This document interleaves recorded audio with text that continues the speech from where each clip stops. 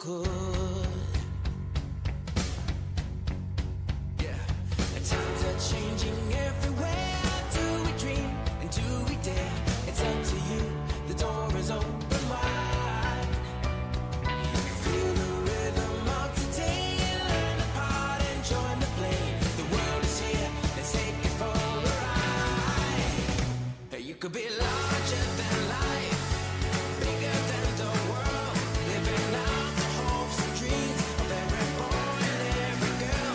You could fly higher than the sky, shine brighter than the stars. You could have all you ever wanted, shoot the moon and reach for Mars. You know you could. Larger, larger than, bigger, bigger than, living hopes and dreams. Every boy and girl, higher, higher than, brighter, brighter than, all you wanted. You know, you could be larger than life, bigger than the world, living out the hopes and dreams of every boy and every girl. You could fly higher than the sky, shine brighter than the stars. You can have all you ever wanted.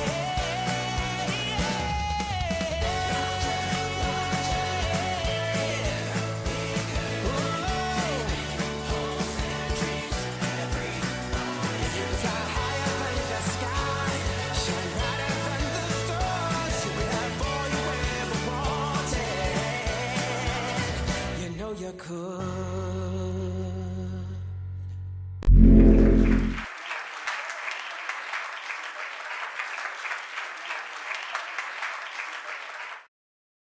Good morning and welcome back to the channel Grand Columbia, and welcome to another Coffee Time Live. Got some messages we'll go over. I got a lot of stuff to talk about today. And some people are interested in certain things, other people interested in other things, and I probably got it all covered today. First of all, let's take a look outside.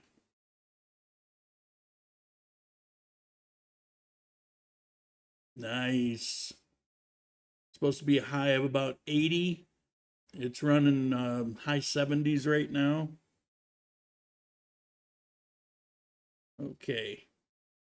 And too many buttons today. All right, so let's take a quick rundown here. Hopefully you can hear me. As usual, start off the day about 3 o'clock in the morning because he's on the other side of the world. Juka, contribution, thank you very much. Jerry, thank you very much. I mean, Anonymous, thank you very much. And we got, what's it say? Good morning from Bogota. We'll be in Armenia next week to cook some ribs. I'm over there 19th, 25th. Sounds good to me. Let's see, what did I say? That's what I said. Rob, good morning from Fort Lauderdale. And Rob will be headed out to Colombia Thursday with 3 or 4 people. Yuka, greetings from Finland. Hello again. Sam and Peg, morning all. Buck stops here, good morning. Texas Tater, howdy from Texas. Audio, video, good. Thank you, Owen. Appreciate it. Curmudgeon Capitalist, sitting at the airport in Punta Cana, and I wish I was there. I can understand that. And another anonymous. Thank you for the contribution. I appreciate it. And let's see. Got a lot to. Well, first of all, welcome to my new guest. Nice little neon sign. It's back on the wall. You don't have any measurement, so you can't tell, but that's about 3 feet behind me. That sign is this big. So that's pretty cool. Let's see what else we got. Oh, I put the little black thing here. I don't know how that's going to work out. Might annoy me. I actually just need to get to change the font, but It's been busy. And as a matter of fact, Friday, I went out. It wasn't very long. I went out for about a half an hour. And I almost never go out at night. And this was, well, was it at night? 6 o'clock. Well, that was kind of at night. And I went down to the adult food court and I had tacos. But while I was waiting for the tacos, I had an ice cold mug draft beer. It'd been a long time. That was awesome. It was delicious. And then I got my tacos. Yum. Now it's kind of a convoluted story here about the tacos. Now you all know, and I did a video about one of my favorite things is the guy that had the umbrella cart that did the tacos going back 5 years now. And he did well, and then he opened a little store near Puerto Condillo Mall called La Taqueria.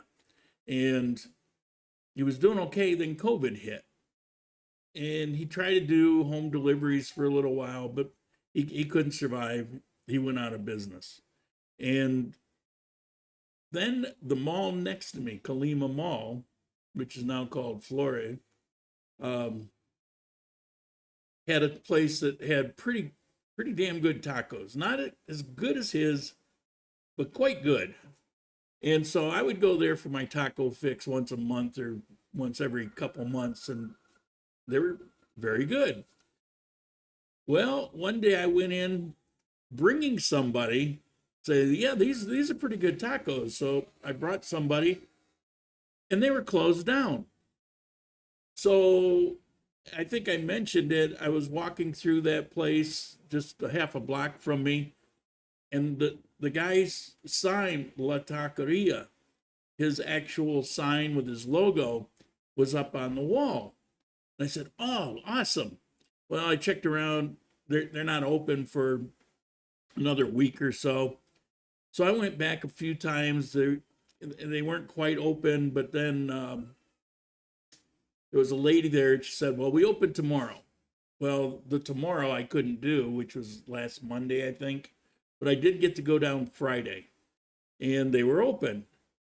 But I asked her, he wasn't there. And I said, but this La Taqueria, and she says, no, he never got back into business. Apparently she got from him the sign or something. I don't know. She was talking really fast. But she was like, she recognized me, and she looked familiar to me. She was a lady who was running the place in Colima Mall and shut it down. Well, she moved out there or here. And so she's opened it up. She had the same menus, but the tacos are a little bit different. They're not quite as good. So next time I go in, I'm going to tell her, don't use mozzarella cheese in my tacos. I mean, I appreciate the melted cheese idea because I'm sure in Colombia that's a big hit because you know how they love their cheese. But for me, it just kind of ruined the taco. Everything else was awesome. I get the ropa vieja, which is a shredded beef, all juicy. So that was that. Now, I was contacted by 4 different people over the last 2 weeks about relocating from Ecuador to Colombia. Now, Colombia is an awesome place, and if everybody there knew how awesome Colombia is, they'd all be relocating. But set that aside. What's going on? I mean, I've been here 5 years, and I get people asking about it once in a while, but all of a sudden, you know, a number of people actually want to relocate. So I did a quick check because I haven't been paying attention that much lately. And I saw this by the Gallup poll. Ecuador now ranks as the least safe country in Latin America, thanks to escalating gang violence, drug trafficking, civil unrest in 2022. Nearly 2 in 3, 64% Ecuadorians interviewed last year said they do not feel safe walking alone at night where they live, while just 35% said they do. Now, polls like this are kind of dubious because it's somebody's opinion of whether you feel safe or not, which is kind of a bizarre thing because I run into people all the time that'll be in a dangerous area and they say, oh, it's perfectly safe here. Well, it's only perfectly safe because you didn't experience crime. And the minute you've experienced crime, then your experience will tell you that it's not perfectly safe. I mean, that's just how it goes. You can visit Detroit and say it's perfectly safe, but 70% of the time you won't be saying that. So I just found it kind of interesting, but then I scanned through some headlines about the prison riots and spilling out into the population and bombings taking place in Guayaquil and shootings all over the countries, pretty much all related to the drug cartel out of Mexico. And yeah, so I guess a lot of people are rightfully concerned. There was a little busetta. It's one of those little 7-passenger minibuses, was bringing some people from Guayaquil to Cuenca. And on the way, as they're going up over the Andes Mountains, they had met a highwayman who shot his gun, robbed them. Somebody had a lot of money on them. And so they're saying it must have been an inside job. How would they know to stop that particular bus that just so happened to have all that money? So, yeah, things are not good. I mean, after COVID, the economy went to hell. You got a lot of high unemployment, but it's exacerbated by the cartels basically not running into any interference there. And so they've got a lot of free play to work their trade. Here, they don't, except in certain areas. So, sadly, that seems to be what's going on. Now, got 2 messages asking me again, what's that coffee you drink? This is, let's see if I can do it without glare, Cafe Sorrento. This actually is made in Calarca, next door. I could see the coffee up on the mountains where this is made. This is my favorite coffee. I had no idea for a long time where this came from. I just knew that after going through my early phase where I was every time getting different coffees to kind of figure it out, this one to me stood head and shoulders above everybody else. And to this day, I still love it. I still occasionally try something new that comes along. And this is it for me. And today, this is OJ, fresh squeezed. Okay, for everybody, it seems like there's 3 or 4 or 5 people that live here in Armenia, Colombia, that watch this. So I want to give you a heads up. Your water this coming Wednesday is going to be shut down over almost the entire span of Armenia.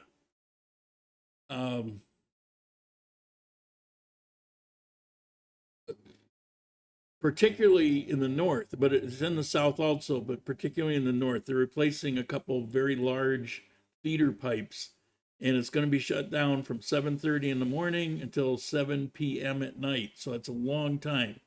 So you might want to get yourself a bottled water or fill up some jugs or pots and pans and fill up a bucket so you can flush the toilet, whatever you got to do. Take your shower before 7:30.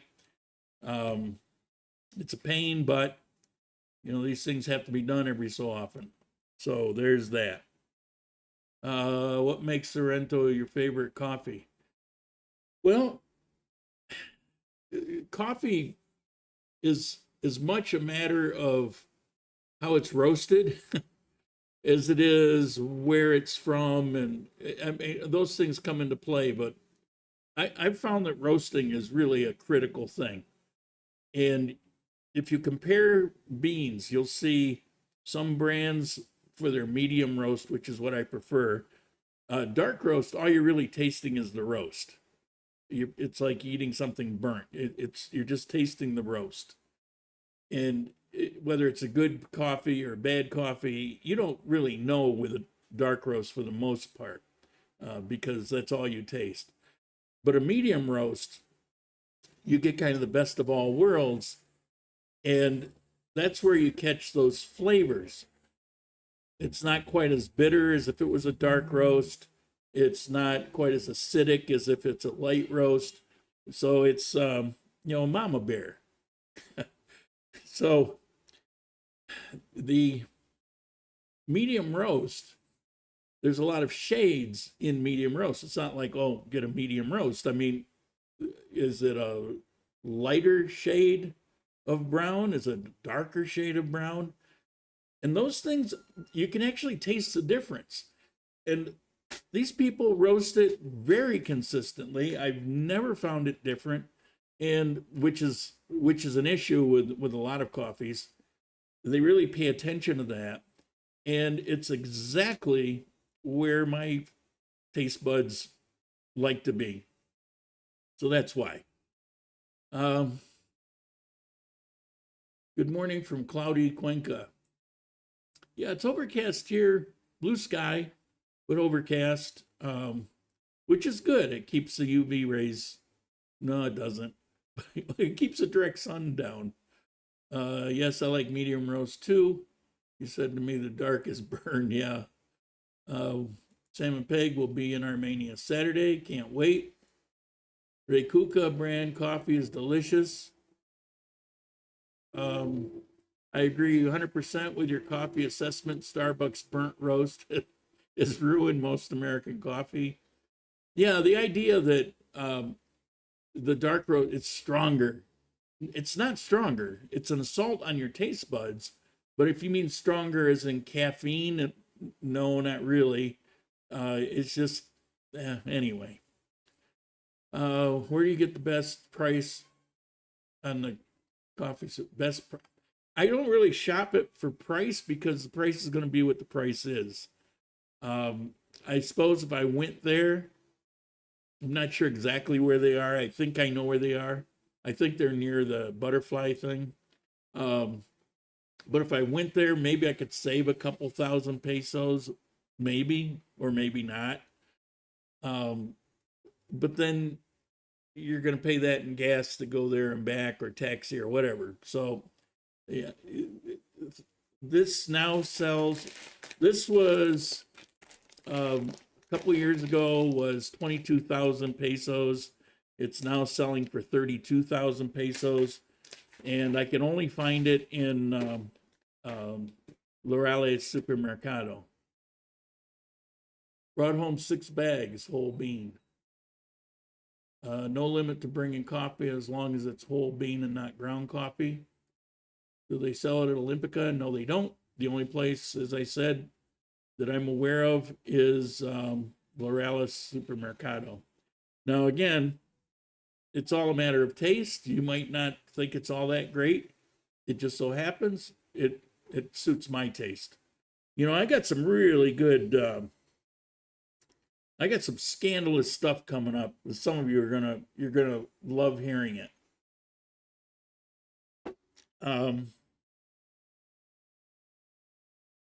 I bought Candido coffee for 21,000. I'm talking about 500 grams. You didn't buy Candido coffee 500 grams. They have those small bags. So anyway, Candido coffee is actually more than this. Did the water. All right. You guys were asking me about the kids in the Amazon. I actually hadn't heard about it. Attention, the missing children. They were found alive. This was Friday. Where is it? Where is it? They're identified. There was a 9-year-old, a 4-year-old, a 13-year-old, and an 11-month-old baby. And they were found alive, doing well, supposedly. Now, we'll hear more on that. But there's another part of this story I mean, it's great. The kids were found. There was 100. It's funny how they phrase things here. There was 100 men from the military, police, all that from Colombia looking for them, and then there were 65 indigenous people. Whatever. All right. So here's kind of this is a real mystery here. Wilson, dog's name is Wilson, the hero who needs the miracle of the jungle. They're calling finding the children the miracle of the jungle because it's a huge place and there's a canopy. I mean, how do you find, you can't even see any telltale signs. How do you find them? And they've been looking since the beginning of May. So this thing about, whoa, what the hell? Jesus. That just scared the heck out of me. Let's see.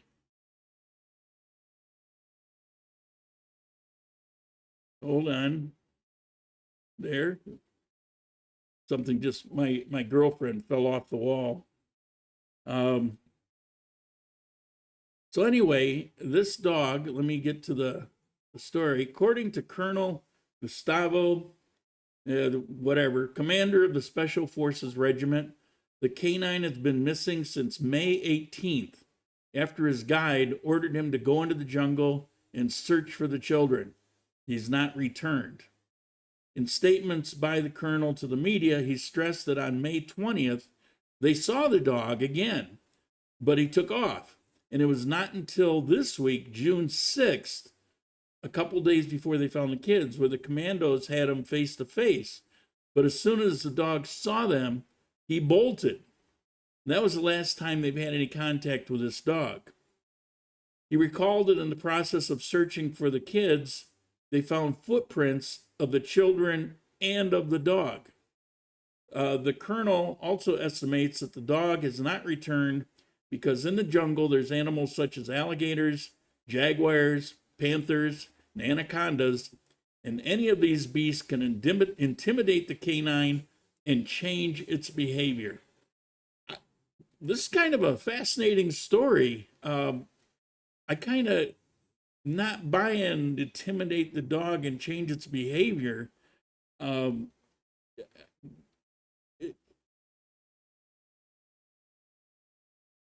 don't know. I want to find out what this is all about.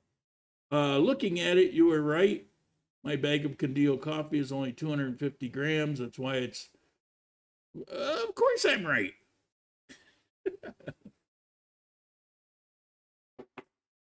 What happens when you live in a place? All right. Now we're going to get to the real juicy stuff. We're going to get to the scandal.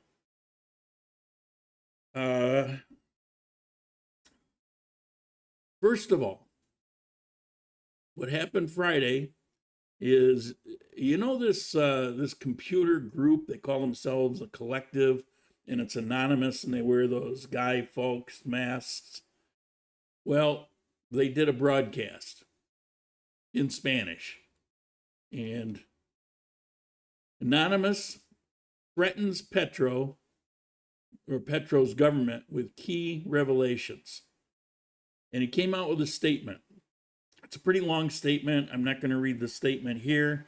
You can find it. Where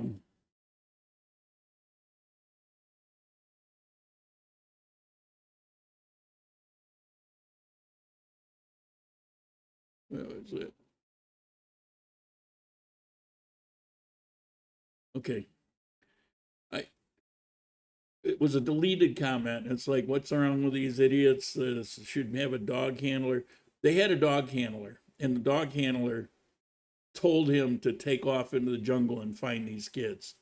And those dogs will do that. And they may not want to come back until the mission accomplished. But there's a lot of unusual things that happen here. And the dog should have returned that day. But I don't know, we'll get to it. Anyway, let's get to the juicy thing, the scandal. Sorry, I got sidetracked there. The Anonymous So he came out and he said that he's going to be revealing some earth-shaking things about Petro. Well, that afternoon, the former Colombian ambassador to Venezuela, who was one of Petro's campaign managers, he's been with him for some time, this guy. I would love to read to you the transcript of the recording. Benedetti warns against revealing the truth about Petro's campaign financing. This woman on the right side is the chief of staff for Petro. And Benedetti went to see Petro. Petro had him wait for 3 hours and then told him he was too busy to see him. Well, this guy, because they're basically partners in crime, allegedly, he went ballistic. And he was screaming at this chief of staff about, you can't treat me like that. And it went on with endless swear words. I mean, mierda and puta and just on and on. It's like every other word, to the point where I don't know how I could even read it. But again, you can find this. You can find these articles. And he said he knows where the bodies are buried. He knows all about it. And he actually let slip that if you read this transcript, you could see he was absolutely enraged, like he'd gone off the deep end. And he mentioned the funding and even the amount, millions of dollars, provided by the Mexican cartel to buy votes on the coast. Now, if you remember when I went over the election results, I pointed out there were more voters than Petro barely won, but he won by the coast. And I pointed out that there were more voters that had gone out to vote on the coast of Colombia than ever in its history. Well, now what he's saying is they basically bought votes. They went around with tons of money paying people to go vote for Petro. And Petro won barely by what was a huge amount of bought votes. Now, there's no proof of this yet, but it was kind of weird that Anonymous comes out threatening to reveal information about elections, about corruption, about his election and corruption and all that. And then right away, this guy runs to Petro to talk to him.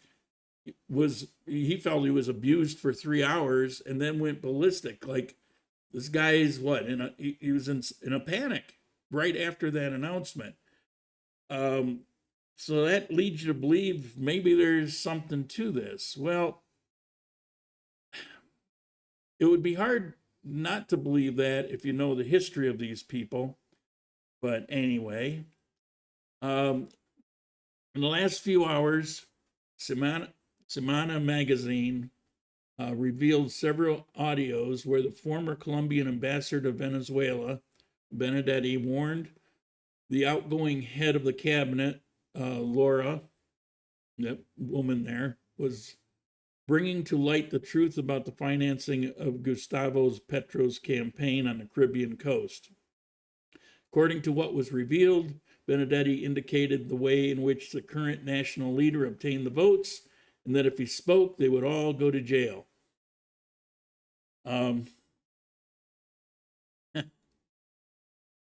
We shall see. We'll see what's going on. I mean, I certainly don't know. But like I said, if you dig into the history of all these people, Benedetti, Petro, all of that, there's a reason he was appointed to ambassador of Venezuela. There's a reason why Petro, when he needed medical care, he went to Cuba instead of getting it here. The medical here is far superior. There's a reason that he immediately opened the border with Venezuela. There's a club here that's financed by drugs, and it goes way back many years. But I don't know.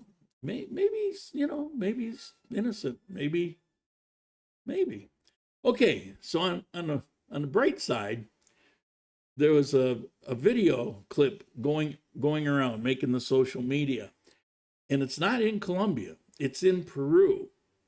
But this guy is being proclaimed as a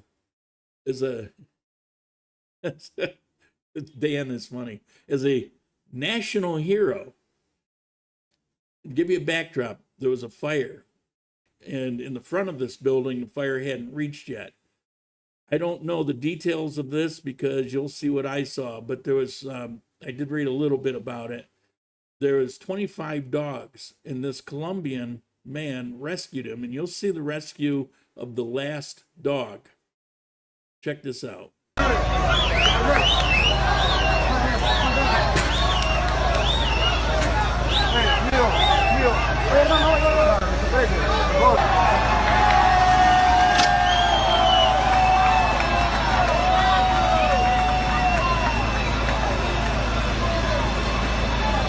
¡Qué loco! ¡Es un héroe! ¡Vale!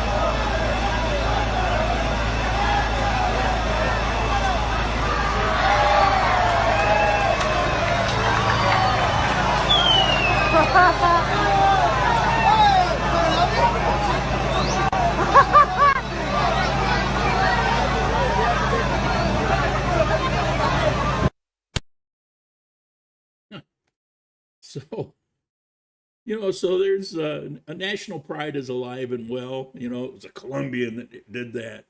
And yeah, it's fair enough, look like Spider-Man up there. All right, so let's see. I think we've covered everything I wanted to cover. It's been just over half an hour. Timing is perfect. So let's do this. It's Q&A time. It's time to start asking your questions. Remember, 4 question marks first, then ask the question. All right. What do we got today? Dan, that was funny. Petro should get into U.S. politics. They never go to jail. Well, yeah. Steve, message me when you get here. I'm going to be busy. Oh yeah, I probably should mention this.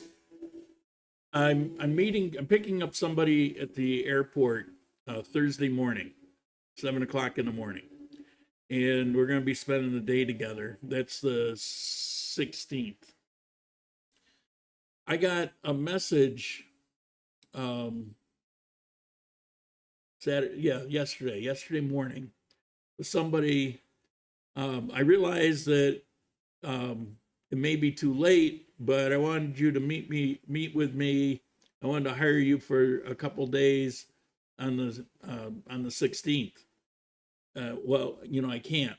So when you're wanting to do that, try to give me as much notice as possible, even if it's a couple months out, just so I'm kind of aware, and then we'll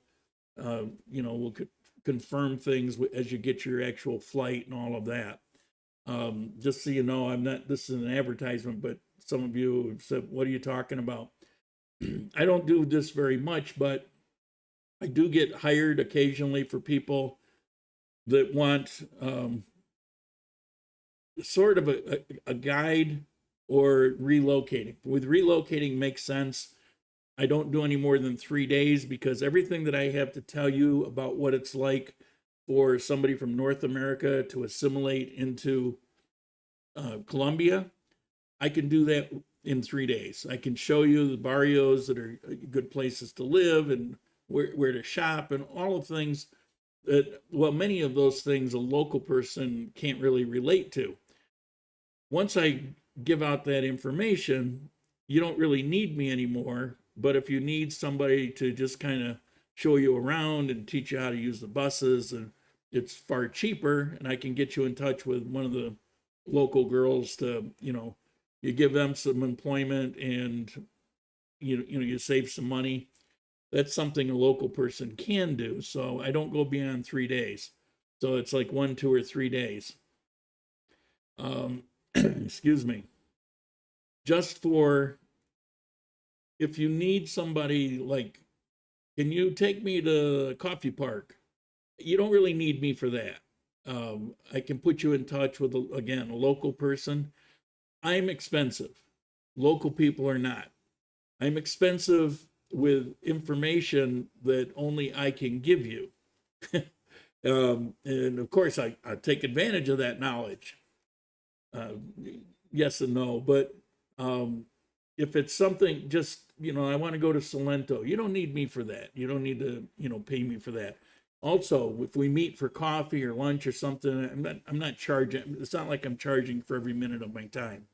But that's what the deal is on that. And if you're doing something like that, I think it's important that you let me know some weeks ahead, because I'm a busy person. It may not be, it probably isn't even busy with somebody else coming here, but I make plans ahead. It's like, well, when you're retired and you're living in another country, what do you do to keep busy? I look forward to the times when I'm not busy. Well, not really, because those times seem to be when I'm sick. All right. Another YouTube channel made a video about locals in Medellin posting signs, "Gringo go home," because they feel gringos and Airbnb are raising the cost of living. Anything similar in Armenia? No, because hardly anybody comes here. It's not a common thing. And that there is a move in Medellin. Medellin is so different than it was even a couple years ago. But there is that, but it's really a small minority. I mean, really small, maybe 0.5%. There's not very many of those people. But what has happened, I've mentioned this before, is Medellin is really not Colombia anymore. It's become very corrupted as far as commercially. And so a lot of people will view you as a dollar sign. And so if you go home, then they're not going to see that dollar sign. But there is a huge problem, not just in Colombia, but everywhere, where people will come to a country and instead of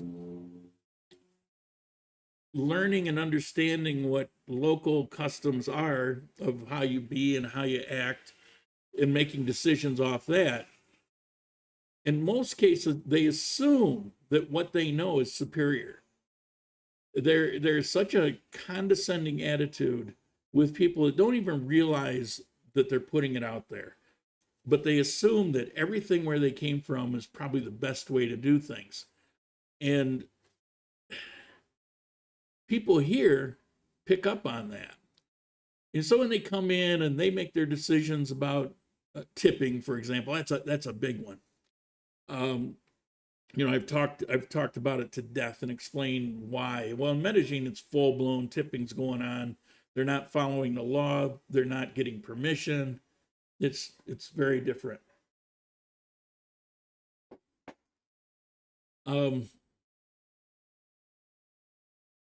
They don't want to understand the culture, and so they want to impose what they think is the best way to go. And if you read any of the websites, you'll have somebody talk about tipping. Then you have a million people, virtue signaling about, well, it's like, don't be so cheap, give the tip. You should give as much as possible. I saw one the other day where a guy was bragging about, yeah, I went in, I saw this girl and I figured she needed the money and I tipped her $1,000.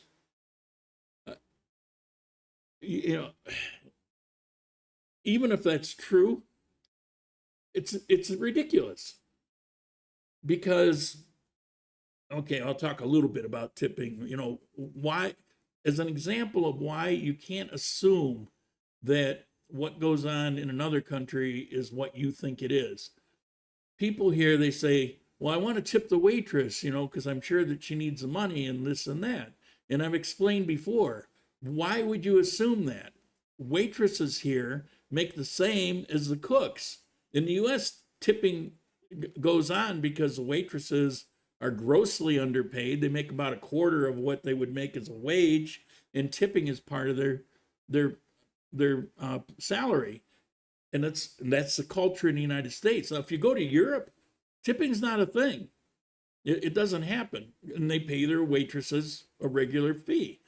Well, here in Colombia, they're paid a regular wage. So if you want to tip because of your experience, all right, but why the waitress? Why not the cook?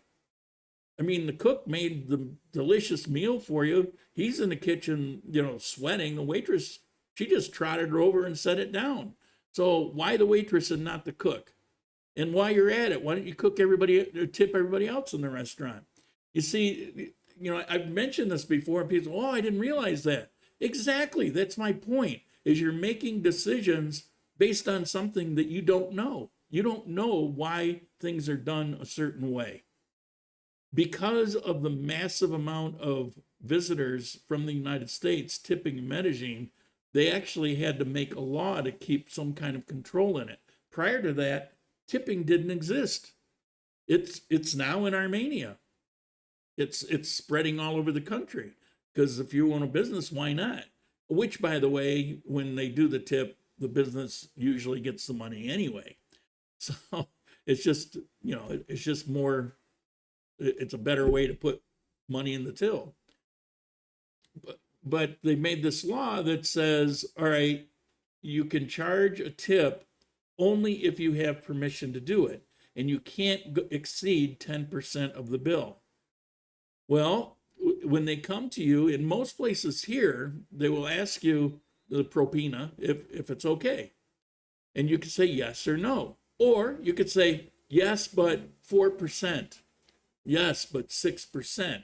You can't say yes, but 12% because that would violate the law. And people are here very good about asking permission. So you can do that. You can adjust it if you choose, or you could just say no, flat out, no tip. And there won't be any repercussions. It's, if you go to a nice place, those are the places that are tipping now. If you go to your lunch place, almuerzo, your local place, there's no tipping going on there. And I'm not saying whether you should tip or shouldn't tip. I mean, it's a personal decision. But what I'm saying is, if you're going to come into a country and ignore what they do and why they do it, then the end result, as it accumulates with a lot of other people, can turn into a problem. And Medellin has turned into a lot of problems because people ignore how things are done here. And I have to admit that when I first go to a country, all right, part of my profession was, we called it a troubleshooter. For a number of years, I would go into a business, and I've always had this ability to instantly see problems. And so when I was doing consulting for a few years, I would be hired to go into a business that was losing money and solve the problem. And I would give myself 2 weeks, but I usually, within a few days, I figured out what it is. We'd all get together, we'd talk about it. They would go through corrections, and then the following month, they would be very profitable. And then I'd get a cut of that, and I made a very good wage off of doing that. So I've had an eye for it. So I visit another country, and I see inefficiencies, and my habit was, I've kind of broken that habit finally after years, but my habit was that, and sadly, sometimes I'd even say something, well, if they did it this way and this way, it'd be more efficient. Well, efficiency isn't everything in countries outside of the United States or Germany. And some of the things that I was looking at, it wasn't about efficiency, it was about something else that was completely going over my head. And if they did what I said, then they would be losing something even more important. And it took me, I'm a rockhead, it took me a while to figure that out. So yes, I'm going on and on about this, but I think it's pretty important. All right, we've got here. I like the black comment box. It makes it so much easier to read the comments and does not distract from the main screen. Okay, cool. I'm not sure about it. I'm not sure how high to make it. I think I want to make it more the color of my shirt, which in real life looks as black as that box, but because it's so light in here, it kind of lightens it up. The Deanne must be clamping down. 2 friends, one in Spain, one in USA, sent me $622 and $200, and Bank Colombia froze the payments. I don't know. I have no details. They say I have to show proof I'm declaring taxes. I don't meet their threshold. Waiting to see what they're going to do. Interesting. Yeah. Yeah. I'm not having any issues, but I don't use my account that way. What the heck? Wait a minute here. Got to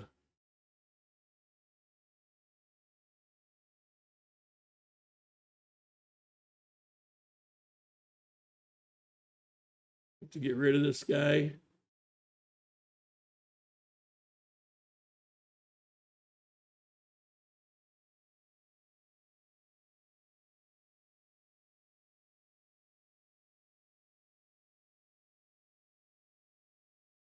All right, I think that's it.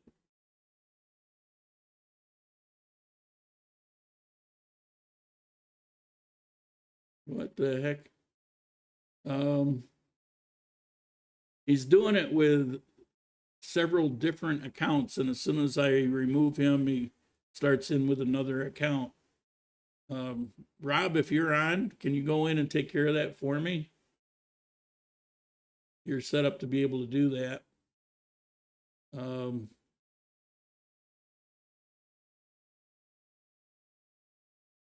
my God.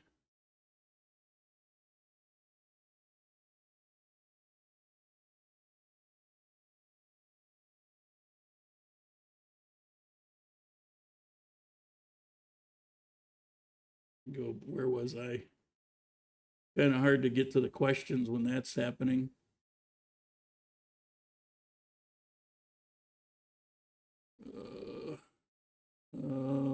I heard that Colombians used to view tipping as charity, being a proud people that were insulted by the gesture.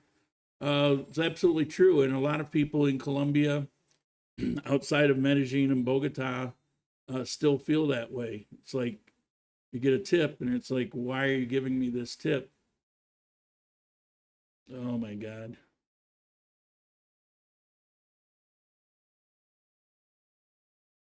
All right, what I'm going to have to do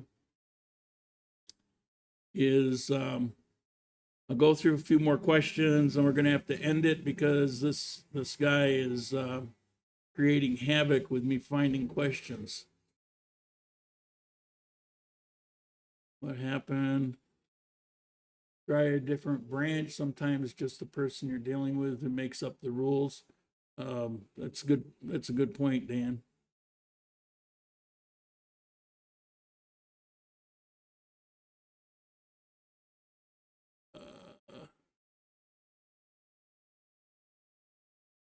I've been reporting this scam.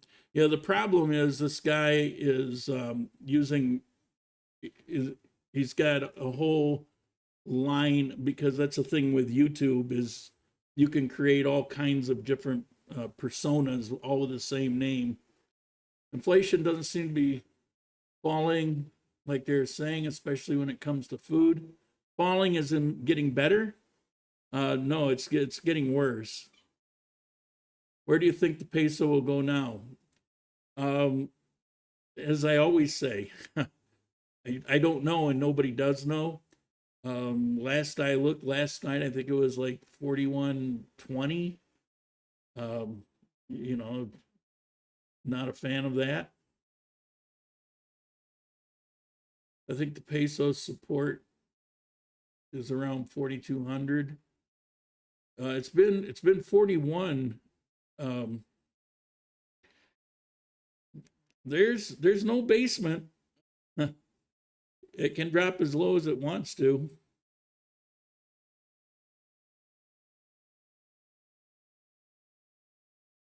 Man, this guy is annoying.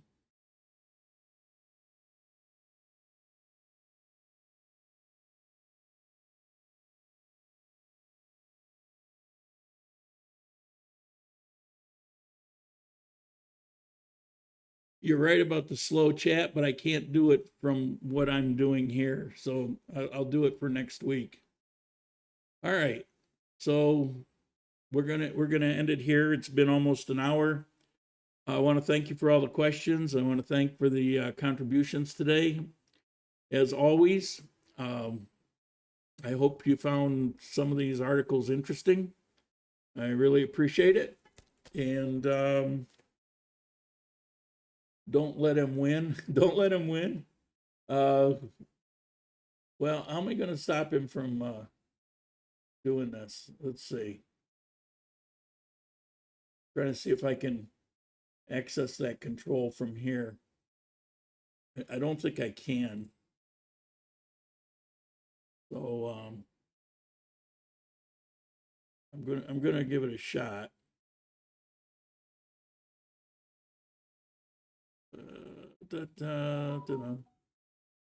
Talk amongst yourselves. Oh, you can't, can you?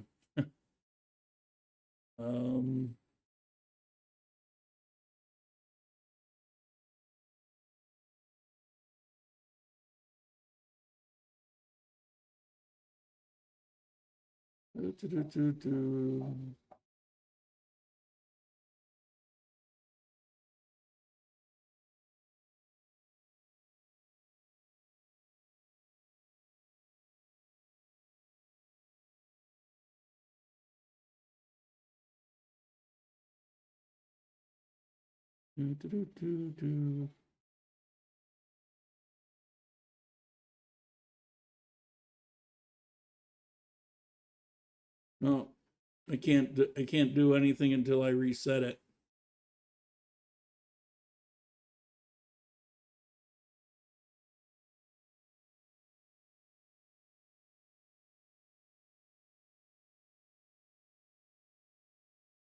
Did he give up?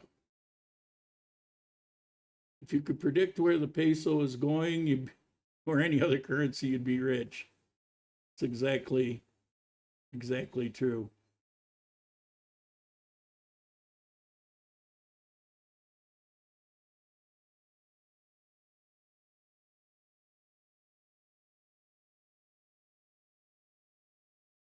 All right, had enough of this guy. I'll fix it so he can't do this next week.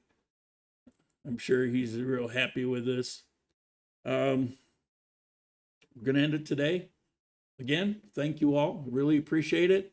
Write some comments below the video about topics today, your opinions, particularly on the Petro, anything else. The algorithm doesn't matter to me, but your comments actually do. So I'd be curious to know. I thought I had a pretty good mix of topics, and I'd like to hear what you have to say about it. So that's it. We'll see you next Sunday. Ciao.